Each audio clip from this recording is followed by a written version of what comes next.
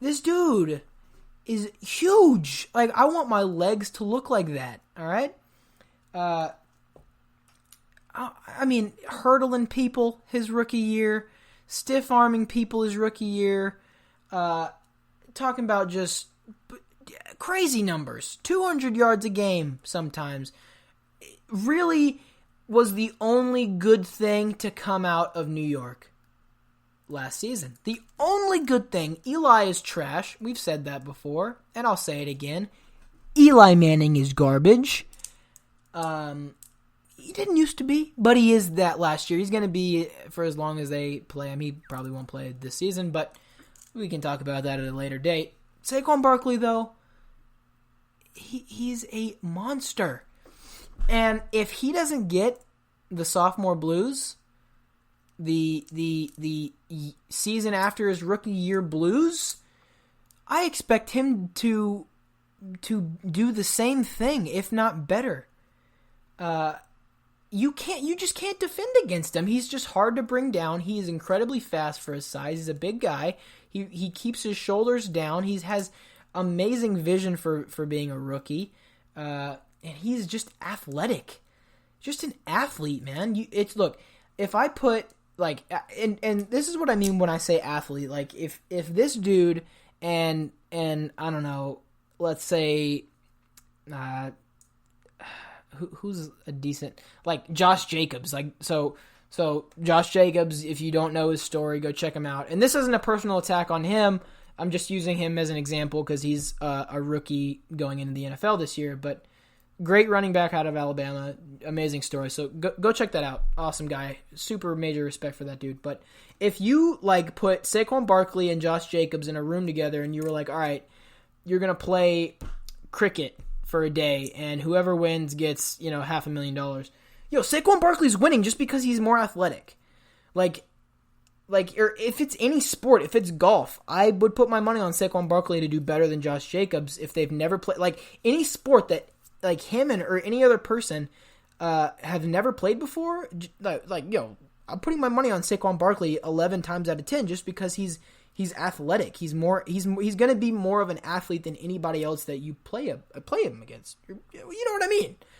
So, big style points for him. My only hesitation, like I said, is just, hopefully he doesn't get the sophomore blues here. Outstanding rookie season. Very close second to the guy in first place, and it's hard to look. I know Nico's going to have Texans bias when I say my number one pick, but it's hard. You just can't argue with these two guys. So that's Saquon Barkley at number 2. Here's number 1, and like I said, Nico, just shut up, dude. Just drop your Texans bias. Everybody knows that this guy is the number 1 running back. He was last year, okay? He was last year, so shut up. And he's going to be again this year.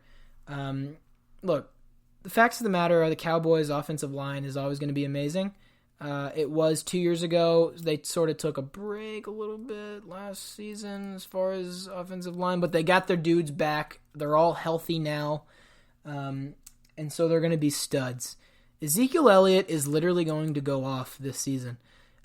He didn't put up amazing numbers that we saw him do on the last playoff run, but even then, he was still the number 1 running back last season. Even then, he was still the number 1 running back last season, and you didn't even know it unless you were watching every single Dallas game. So get this. Most people were watching Todd Gurley, they were watching Saquon Barkley, and they were like, yo, these dudes have to be the guys. These guys have to, there's no doubt that either one of these dudes are number 1. They're leading and rush yards, receiving yards, blah, blah, blah, touchdowns, all that. And then they look at the stats and it's freaking Ezekiel Elliott. So, even when he's not making headlines, even when he's not hurdling people and running people over, making crazy highlight plays, he's putting up these crazy numbers, and you don't even know it. This year, with a healthy offensive line and the ability to throw the ball better with Amari Cooper and Dak Prescott and Randall Cobb, with all of those guys, you add in Ezekiel Elliott and a healthy offensive line, dude, Dallas is going to be better than they were last year. They're going to win their second playoff game, and they're not going to win the Super Bowl. I'm not saying that by any means, but it's going to be a lot more of a healthy offense. We're going to see the closest thing to a good offense from Dallas than we have in a long time. That is if Jason Garrett gets, his ego, out of from his bowels. I'm just saying, like, the guy, I'm not a huge fan of Jason Garrett. We need to find somebody else. But most of the stuff he does isn't bad, and I think offensively we haven't met our potential yet. We have a lot of good weapons. We have even more weapons now than we did last year, and I think we're going to have a good season. And Ezekiel Elliott is a huge part of that.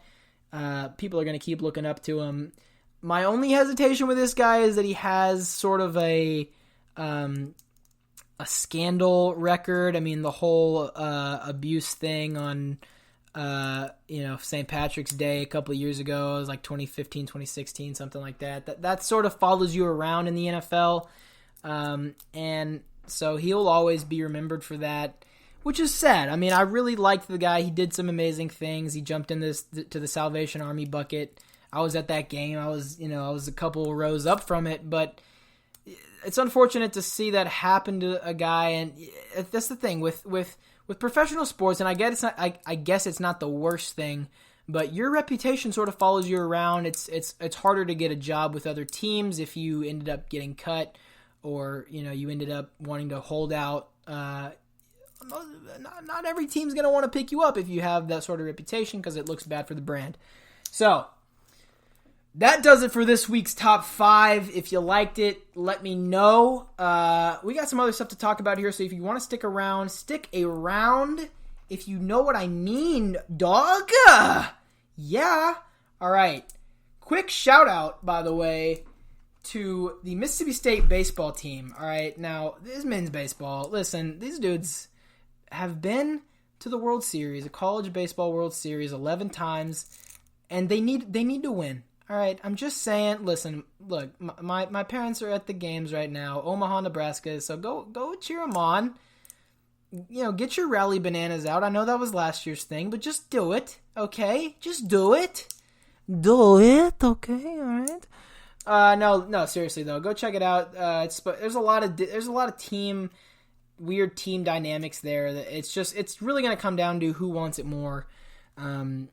There's just like some Cinderella teams that were there last year, lost, come back, they want to win again, or they've never gone before, or they've been 11 times like Mississippi State. So Mississippi State lost to Auburn last night, and so it's a double elimination. So we got one more game. But no, go check that out. So shout out to the Bulldogs. Speaking of the SEC, you know what I mean? Now, here's the last thing I want to talk about, and this is it's sort of old news. I really wanted to talk about it last week, but the story broke after I recorded last week's episode. So, and I was debating on putting out an extra video, but I decided just to do it this week. And it's about the Texans. Now, Texans fired their general manager after a season. We talked about that, I think. Maybe not. I don't know. I forget if I talked about it or not. But so they fired Gaines, which was weird. And I don't really understand. There had to have been some political thing there, but they fired him. He goes 11-5 last season. It's nothing to be abandoning ship about. It's not like you should be rebuilding a team after going 11-5. You go to the playoffs.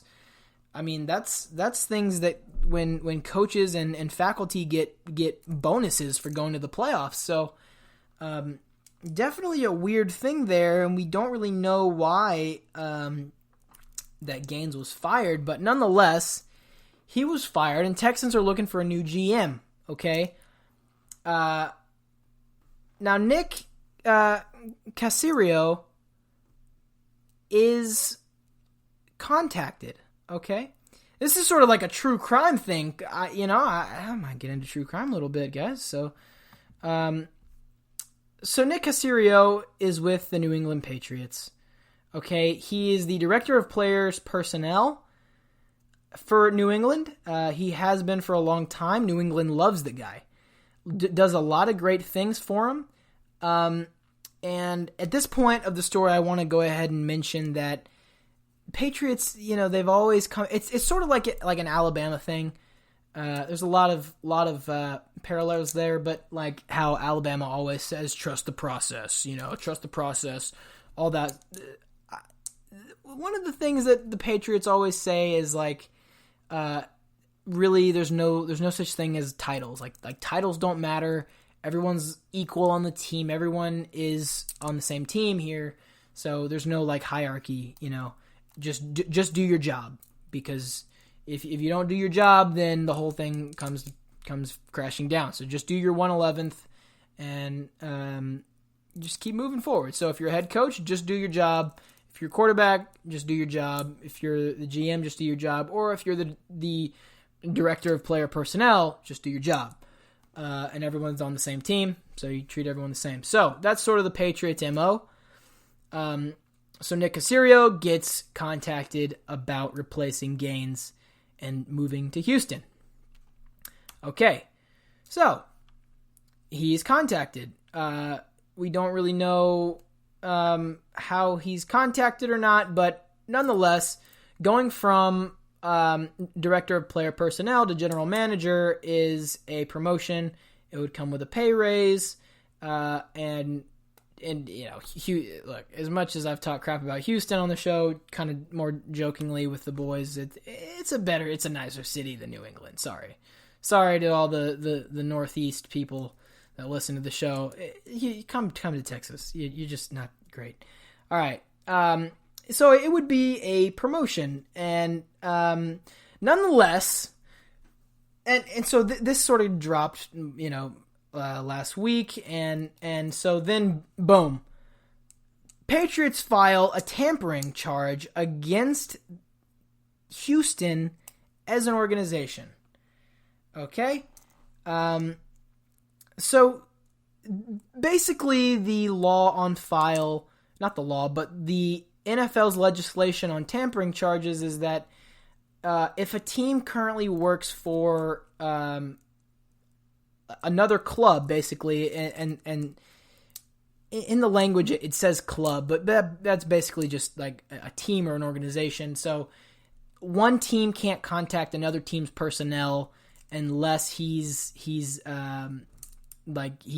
off contract, or he's a freelance worker, or basically you just can't go contacting other people's employees, without that team's consent, or without the knowledge of the organization. If you make a deal, fine, make a deal, or if the person's up for contract and he needs work, if he's a free agent, then you can go check him out. But you can't, on file, you can't go, you can't just go like stealing players and, having interviews with them and talking pay raise, talking payroll, talking contract when they're already being fully employed with another team. So that's the rule on the books for the NFL. That's the rule.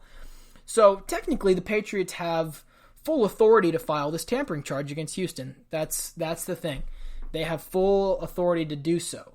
But Houston, this isn't really the first time that they've been in contact with Caserio. And so they've been in talks for a while, but this is when the Patriots put their foot down. There have been reports of past encounters, but this is the time when Patriots have enough, and it's obviously a desperate attempt to get a good general manager. They're basically offering huge incentive for Caserio because they're offering him a pay raise and giving him a higher title in an organization. And Houston's a nicer city, so there's a lot of incentive for Caserio to take this offer. And if Patriots don't basically mark their territory here by filing this charge, they would lose their their employee, in my opinion. Now, here's what the